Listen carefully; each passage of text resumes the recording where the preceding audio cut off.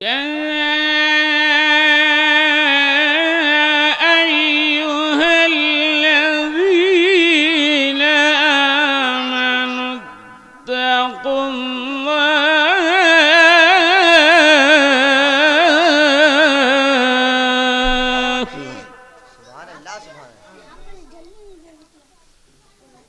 اتقوا الله وكونوا مع الصادقين.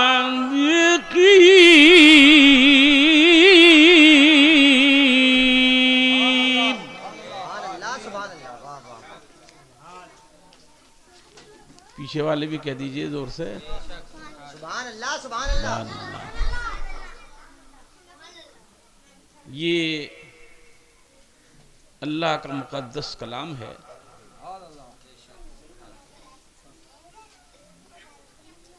जंगल में पढ़ दो तो मंगल हो जाए, वालिदैन की कब्र पर पढ़ो तो मग़फ़िरत हो जाए, और घर में पढ़ो तो रहमतों की बारिश हो जाए। ये वो कलाम है कि इससे जिंदगी में भी इनकलाब आता है, और जहां बैठकर पढ़ दिया जाए वहां पर भी इनकलाब आता है। कुरान की बात आई है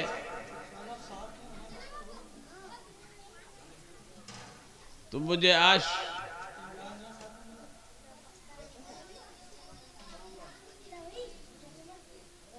एक वो आशिक रसूल याद आ रहा है जिसने कलकत्ता की सरजमीन पर कुरान पढ़ा था।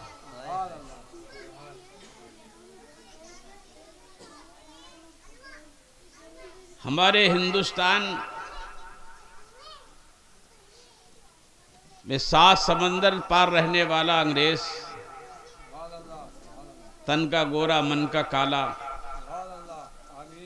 जब यहाँ पर आया था तो उसने कब्जा किलों पर भी किया, हवेलियों पर भी किया, लेकिन तारीख गवाह है कि किलों पर तो कब्जा हो सकता है लेकिन मुसलमानों के दिलों पर कब्जा नहीं हो सकता। इसलिए इस दिल पर कब्जा किसी और का नहीं है बल्कि अहमद मुख्तार का है।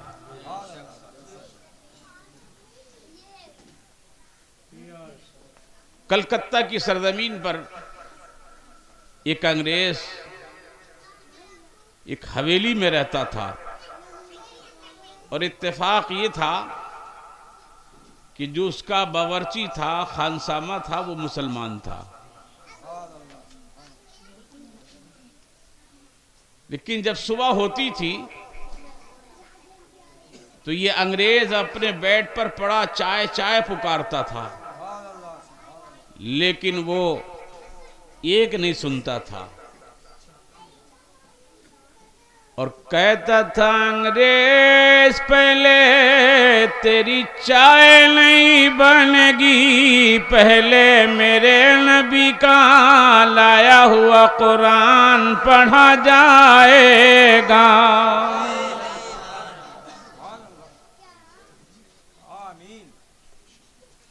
अब ये नौकर तो था ना बेचारा, इसे निकाल देता और भी नौकर रख लेता।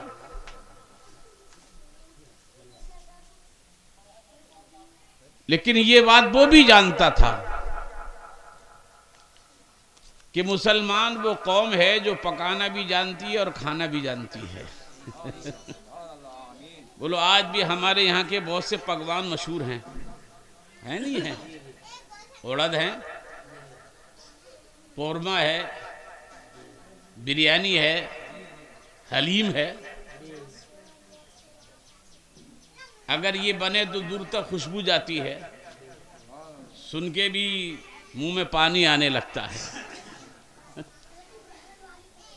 एक अंग्रेज दिल्ली की जामा मस्जिद के करीब से गुजर रहा था, वहाँ बिरयानी के होटल है, उससे रहा ना गया, कई प्लेट बिरयानी खा गया, बगैर पानी पिए कलमा पढ़ने लगा। किसी ने पूछा कि बगैर तबलीग के ही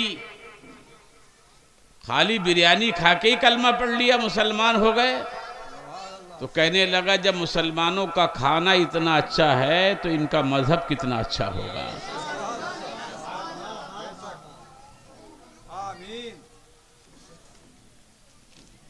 तो अंग्रेज ने सोचा चलो इसे ना निकाला जाए, जिस कुरान को ये पढ़ता है माअज़ल्लाह इसे निकाल दिया जाए। तो इसने कहा अब्दुल रहीम, अब तेरा मेरा मुकाबला होगा कि सुबह को मेरी हवेली में आग जलाई जाएगी, तू कुरान लेकर आना, मैं इंजील लेकर आऊंगा, और दोनों को आग में डालेंगे, जो जल जाएगी वो बच जाएगी, वो मेरी हवेली में सजा दी जाएगी, जो बच जाएगी वो मेरी हवेली में सजा दी जाएगी, और जो जल जाएगी वो वहां से निकाल दी जाएगी। चैलेंज कोई छोटा मोटा नहीं था। अंग्रेज कभी भी जज्बात में नहीं आता है, ये कभी लाठी नहीं तोड़ता है, हमेशा सांप को मारने की कोशिश करता है। इसने सोचा ऐसा केमिकल मैं अपनी इंजील पर इस्तेमाल करूंगा कि जिस पर आग असर नहीं करेगी। ये तो मुसलमान बेचारा सीधा सादा है, बावर्ची है, खानसामा है, ये कुरान लाएगा कि माअज़ल्लाह कुरान जल जाएगा और मेरी इंजील बच जाएगी। पूरी रात अंग्रेज इंजील पर केमिकल लगाता रहा और आग में डाल कर देखता रहा कि आग असर तो नहीं कर रही है। और अब्दुल रहीम पूरी रात सजदे में रब को मनाता रहा और रब की बारगाह में अर्ज़ करता रहा, मौला ये चैलेंज मैंने अपनी जात पर नहीं तेरी रहमत पर कबूल किया है। मौला कुरान बचा ले, भारत के मुसलमानों की ईमान की हिफाजत फरमा दे। अगर सुबह को कुरान जल गया तो फिर भारत की सरजमीन पर कोई हाफिज कुरान ना बन सकेगा, कोई कारी कुरान ना बन सकेगा, कोई आलिम दीन ना बन सकेगा। मस्जिद की मीनारों से मौला तेरी आवाज पर तेरे नाम की आवाज बुलंद न हो सकेगी। मौला कुरान बचा ले, भारत के मुसलमानों की हिफाजत फरमा दे। सुबह हुई, नमाज़े फजर अदा करी। इधर अंग्रेज को यकीन था कि मेरी इंजील नहीं जलेगी, कि मैंने रात में इसमें केमिकल लगाया है। इधर अब्दुल रहीम को यकीन था कि कुरान नहीं जलेगा, मैंने रात भर अपने रब को मनाया है। अंग्रेज खड़ा है, इधर अब्दुल रहीम भी सीने से लगा लेकर पहुंचता है। अंग्रेज ने कहा, लो मुसलमान, मैं इंजील को आग में डालता हूं, तुम कुरान को आग में डालो। तो अब्दुल रहीम ने कहा, कुरान डाला नहीं जाता है, सीनों से लगाया जाता है, सर पे रखा जाता है, आंखों से लगाया जाता है। अंग्रेज सोचने लगा, अब्दुल रहीम डर गया, कहा फिर ये मेरा चैलेंज कैसे पूरा होगा। अब्दुल रहीम ने कहा, तरकीब मेरे पास है। कहा क्या तरकीब है? कहा तू अपनी इंजील के साथ आग में चल, मैं कुरान को लेकर आग में चलता हूँ। अब इसने केमिकल इंजील पर लगाया था, अपने ऊपर तो लगाया नहीं था। इसके पांव के नीचे से जमीन खिसक गई कि ये तो बच जाएगी, मैं जल जाऊंगा। लेकिन याद रखना, आज तक अंग्रेजी दवा खाने में कोई ऐसा केमिकल नहीं है जो इंसान पर लगा दो तो उस पर आग असर ना कर सके। ये केमिकल अगर मिलेगा तो मदीने के शिफा खाने में मिलेगा। ए इश्क तेरे सदके जलने से छूटे सस्ते, ए इश्क तेरे सदके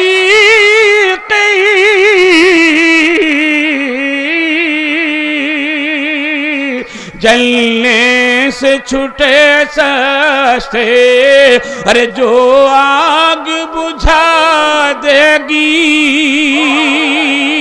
वो आग लगाई है, जो आग बुझा देगी वो आग लगाई है।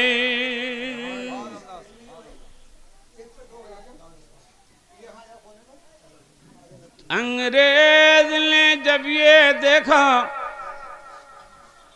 कहने लगा अब्दुल रहीम तू नहीं जा सकता, क्या तू जाग चला जाएगा? का बेशक हम जिससे मोहब्बत करते हैं उसके साथ भी चलते हैं। नारे तकबीर बुलंद की, कुरान सीने से लगा है। अब्दुल रहीम माँ के शोलों में कदम रखता है, अंग्रेज भी देख रहा है और तमाम लोग देख रहे हैं, जिसमें हजार गैर मुस्लिम भी हैं कि न कुरान जल रहा है न अब्दुल रहीम जल रहा है। जब अंग्रेज ने ये देखा तो कलमा पढ़ लिया, मुसलमान हो गया। लोगों ने पूछा अंग्रेज तू बगैर सोचे समझे कोई काम नहीं करता, हम भी कलमा पढ़ने तैयार हैं, पहले ये बता तूने कलमा क्यों पढ़ा, तेरे समझ में क्या आया? कहने लगा लोगों मेरी समझ को समझो, कहा जो कुरान अपने मानने वाले को जहन्नम दुनिया की आग में जलने नहीं दे रहा है तो वो जहन्नम की आग में भी जलने नहीं देगा।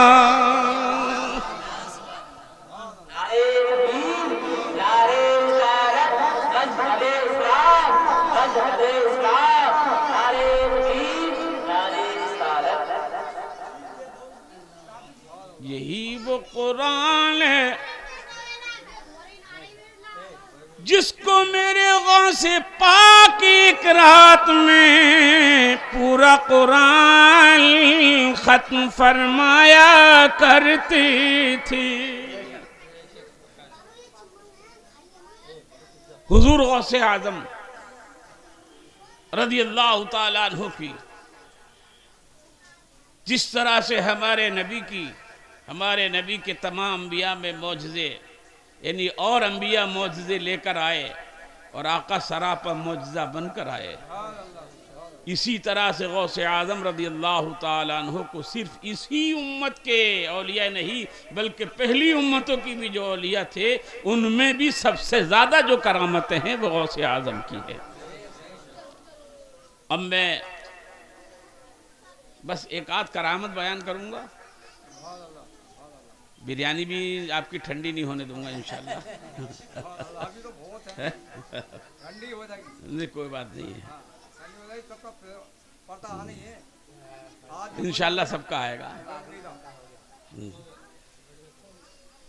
जरा बुलंद आवाज़ से कहिए सुभान अल्लाह। हुजूर गौसे पाक रज़ी अल्लाह ताला अन्हो की बेशुमार करामतें, लेकिन जहाँ हमें उनकी करामतें सुनना चाहिए वहीं हमें उनकी सीरत की भी ज़रूरत है। हमें उनकी सीरत की भी ज़रूरत है। करामतों से ईमान में जिला पैदा होती है और सीरत से ज़िंदगी में इनकलाब आता है। हुजूर गौसे पाक रज़ी अल्लाह ताला अन्हो की बहुत मशहूर करामत है।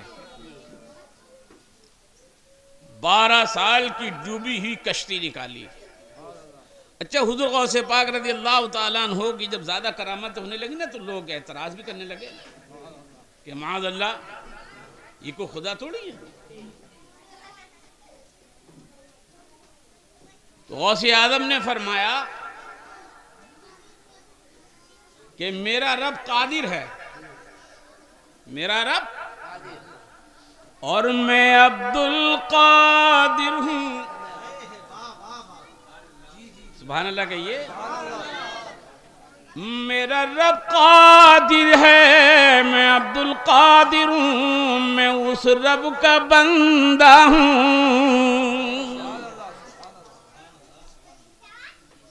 बहुत मशहूर करामत। 12 साल की डूबी ही कश्ती निकाली। अच्छा, ये 12 साल की तारीख भी हमारे यहाँ बहुत पुरानी, बहुत लंबी तारीख है और अब चली आ रही है। कलियर शरीफ तक आ गई। कलियर शरीफ तक आ गई, नहीं आ गई?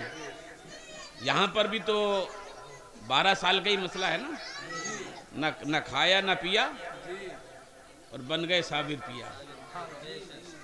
अब लोग कहते हैं कि हमारी अक्ल में नहीं आती ये बात कि 12 साल तक कोई खाए न पिए और फिर भी वो जिंदा रहे। तो हमारे अहले सुन्नत वल जमात के उलमा कहते हैं कि हमने तुम्हारी अक्लों का ठेका नहीं लिया है, और अगर अक्ल में नहीं आ रही है तो कहीं जाने की ज़रूरत नहीं है। बरेली शरीफ का सुरमा लगाओ और कुरान अजीम की तिलावत करो, अक्ल में आ जाएगा। जब बरेली शरीफ का सुरमा लगा होगा और सूरे कहफ की तिलावत होगी, असहाबे कहफ का जब किस्सा सामने आएगा, जो 350 साल बगैर खाए पिए सोते रहे, जब रबुल बगैर खिलाए पिलाए सुला सकता है, तो साबिर पाक को भी बगैर खिलाए पिलाए खड़ा रख सकता है।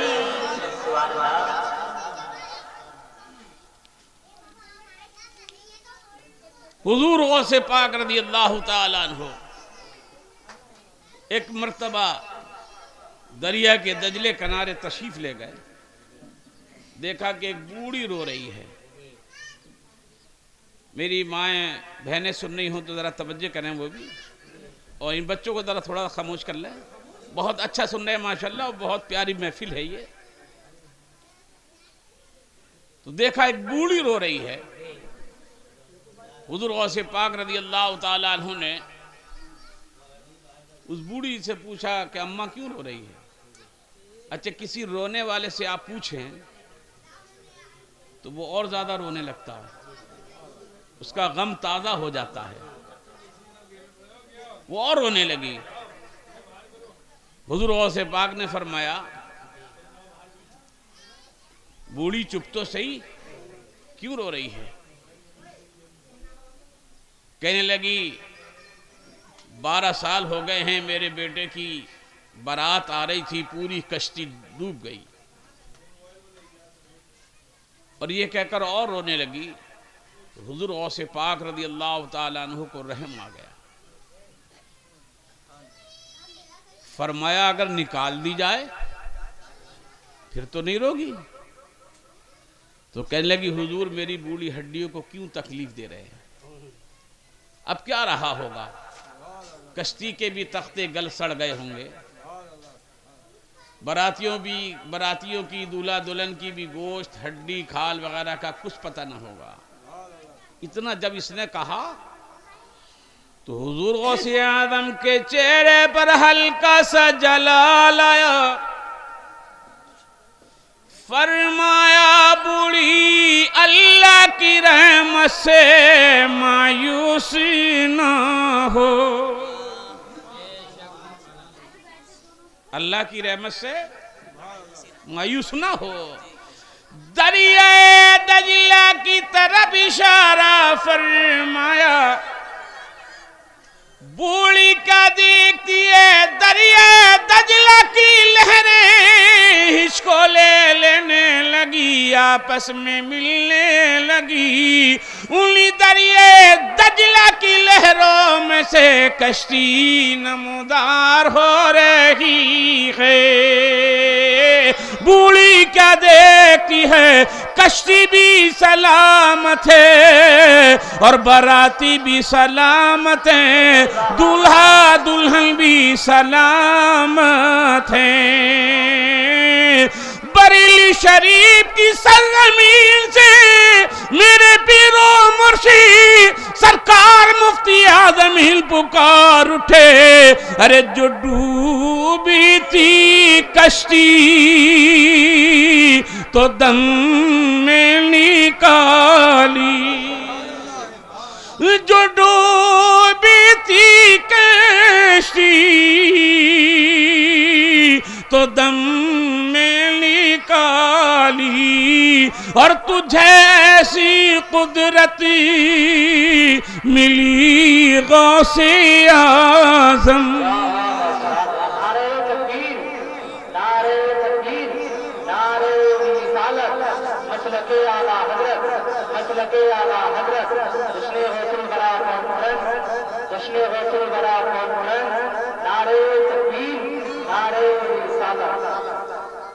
क्या साल की निकाली? जोर से बोलिए। आज यहाँ बैठ कर दिल में ये पक्का इरादा लेकर उठना, नौजवान जिनकी शादी अभी नहीं हुई है, कि जब उनकी शादी होगी तो कोई डीजे वाला नहीं आएगा, उनकी शादी में कोई भांगड़ा नहीं होगा। और वो वालिद भी ये दिल में इरादा करके उठे, जब मेरे बेटे की शादी होगी तो गाना बजाना नहीं होगा, बल्कि नबी का मिलाद पढ़ा जाएगा, गौसे आजम का नारा लगाया जाएगा। इसलिए जब मेरे गौस 12 साल की डूबी ही बारात निकाल सकते हैं, अगर आज हम भी अपने बेटे की शादी में नाते मुस्तफा गुनगुनाएंगे और नारा लगाएंगे, नारे रिसालत लगाएंगे और नारे गौस लगाएंगे, जब 12 साल की निकाल सकते हैं तो हमारे बेटे की बारात भी खैरियत के साथ जाएगी और इंशाअल्लाह खैरियत के साथ आएगी। सब मिलकर कह दीजिए इंशाअल्लाह।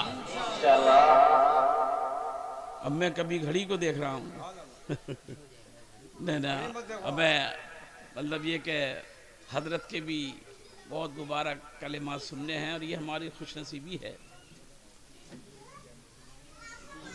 हुजूर गौसे पाक रज़ियल्लाहु ताला अन्हु फरमाते हैं, मेरा हाथ ऐसे है मुरीदों पर जैसे आसमान का साया ज़मीन पर है जैसे।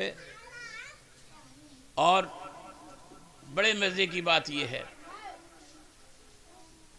जो वो एक ऐलान हुजूर गौसे पाक रज़ियल्लाहु ताला अन्हु का है, कदमी हाज़ी अला रक़बती कुल्ली वली अल्लाह, मेरा ये कदम हर वली की गर्दन पर है। इसमें एक बड़ा लतीफ़ नुक्ता है। हुजूर गौसे आदम ने ये नहीं कहा कि मेरा कदम जो कादरी सिलसिले के वली होंगे उन पर है, हर वली की गर्दन पर है। यानी जब तक गौसे पाक का कदम नहीं लगेगा, जब तक विलायत नहीं मिलेगी, अब किसी भी सिलसिले का बुज़ वली हो, जब वली को विलायत बगैर कदम लगे नहीं मिल रही है, तो किसी भी सिलसिले में जाने वाला हो वो हुजूर गौसे पाक का फैज़ उस तक जरूर पहुंच रहा है।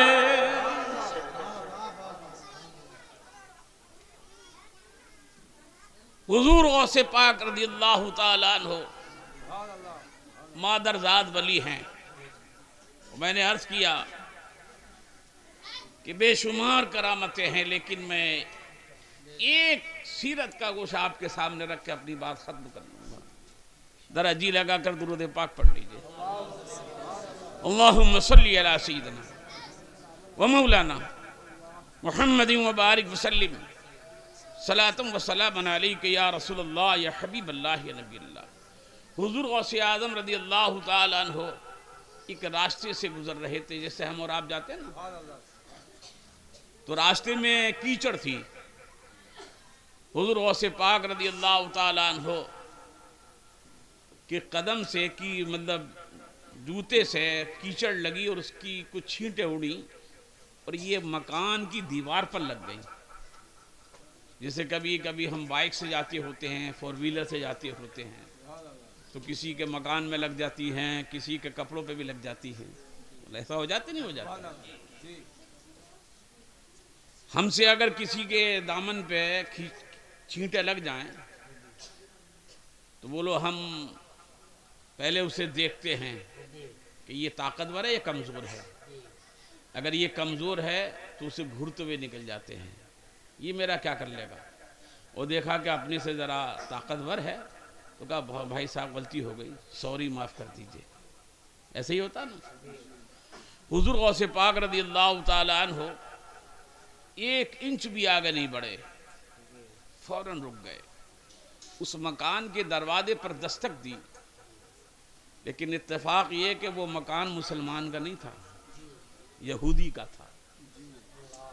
यहूदी निकल कर आया और आकर उसने देखा कि मेरे दरवाजे पर गौस, अपने वक्त का गौस मेरे दरवाजे पर। अगरचे वो मानता नहीं था लेकिन जानता था। कहने लगा हुजूर कैसे जहमत करी। फरमाया हमारे पाँव से कुछ कीचड़ की छींटें उड़ी, तुम्हारे मकान की दीवार पर लग गई हैं, मेरे लिए पानी का इंतज़ाम कर दो ताकि मैं उसे साफ कर दूं। सुभान अल्लाह के।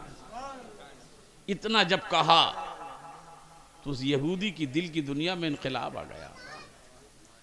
कहने लगा हुजूर जब दरवाजे तक तशरीफ ले आए हैं तो अंदर भी तशरीफ ले आइए। इतना करम और फरमा दीजिए। अंदर लेकर गया, खिदमत करी, और खिदमत भी क्यों ना करता, आज घर में पीर ही नहीं आया है, पीरों का पीर आया है। आज चमरुवे में अगर छोटा पीर आ जाता है तो लोग गाड़ियों पे चढ़ जाते हैं, लेकिन ये मैं पूरे दावे के साथ कह सकता हूं, तुम दुनिया के किसी भी कोने से अगर तलाश करके लाओगे तो पीर तो मिलेगा, लेकिन एक अगर बड़ा पीर मिलेगा तो वो बगदाद की धरती पे मिलेगा।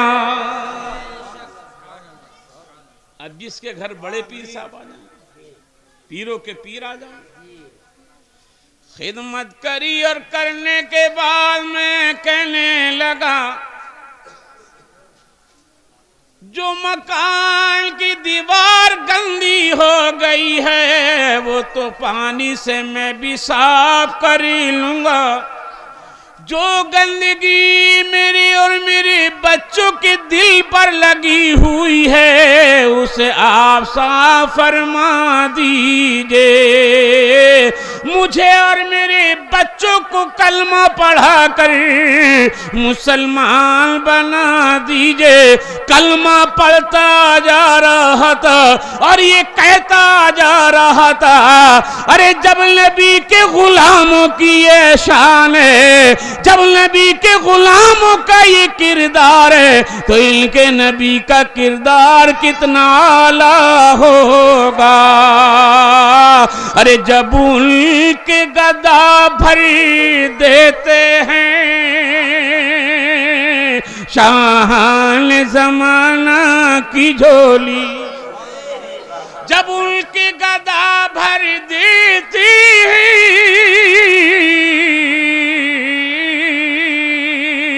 शाहान जमाना की झोली, और मोहताज का जब ये आलम है मुख्तार का आलम क्या होगा।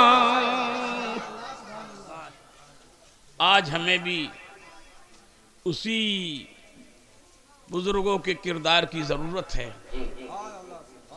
इसलिए इस्लाम जो हम पर इल्ज़ाम है कि तलवार से फैला है, हकीकत यह है कि हमारे असलाफ के किरदार से फैला है। आज हमें भी अपना किरदार अच्छा बनाने की ज़रूरत है। मैं मुबारकबाद देता हूँ जनाब मंजूर आलम साहब को, उनके बेटे हज़रत हाफिज़ दानिश को, जिन्होंने ये खूबसूरत बज़्म सजाई है। और गौसे आज़म का चाहने वाला, गौसे आज़म से मोहब्बत करने वाला, सबसे बड़ा इनाम जो उसके लिए वो ये है कि ये रब से गौसे आज़म का मतलब यह है अहद हो गया है कि जो मेरा चाहने वाला हो, मुझसे मोहब्बत करने वाला हो, मौला उसकी रूह जब तक कब्ज़ ना हो, कि जब तक मकसद ये है कि उसका ख़ात्मा ईमान पर ना हो जाए। तो सबसे बड़ा मतलब ये है कि जो हमारी दौलत है वो हमारा ईमान है। गौसे आज़म का चाहने वाला दुनिया से ईमान की दौलत लेकर जाएगा, और ये दौलत बहुत बड़ी दौलत है। और गौसे आज़म से मोहब्बत करने वाला ना दुनिया में मुफलिस रहेगा और ना मैदान मैशर में मकसद ये है कि परेशान रहेगा। इसलिए बातें तो बहुत मकसद ये है कि करने की हैं, लेकिन वक्त मकसद ये है कि दामनगीर है। और हमें हजरत के भी मतलब ये कि 5 बज गया है, 1 बजे हमारा प्रोग्राम ख़त्म होना है।